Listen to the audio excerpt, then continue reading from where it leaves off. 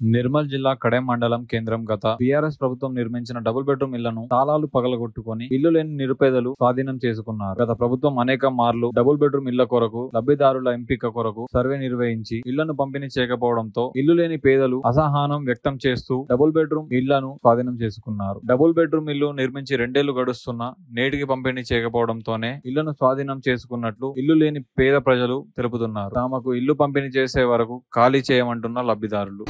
Sir ఇప్పటిదాకా 5 చాలా లిస్టుల పేరు వచ్చింది. ఇప్పటిదాకా అంటే కేసీఆర్ ఉన్న పంచాలి పంచుతా ఉన్నారు. ఇప్పటిదాకా వంచలేరు. అందరు తాళాల వల్ల కొడితే మేము కూడా తాళాల వల్ల కొట్టి రూమ్లలో తాళం వేసుకుంటున్నాం. ఇలా అభ్యంతరం ఏంటంటే మేము గుంజుకుంటారు. మాకు లిస్టులో పేరు వచ్చింది కాబట్టి మేము తీసుకుంటున్నాం. ఎవరిని మేము గుంజుకుంటారు. మేము 5 సార్లు 6 సార్లు లిస్టులో వచ్చింది. మాకు ఉండడానికి ఇల్లు లేదు. ఉమ్మడి ఆదిలాబాద్ జిల్లాలో డబుల్ బెడ్రూమ్లు ఇస్తామని చెప్పి ప్రభుత్వాలు చెప్తున్నప్పటికీ ఇప్పటి వరకు నిర్మాణమై 2-3 సంవత్సరాలు గడుస్తున్నప్పటికీ ఎవరికి ఇవ్వట్లేదు.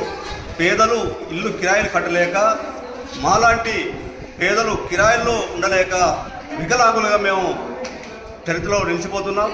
ఇప్పటికైనా ఈ ప్రభుత్వం మాపై దయతలిచి వెంటనే ఇళ్ళ పంపిణీ చేయవలసిందిగా మేము కోరుతా ఉన్నాం.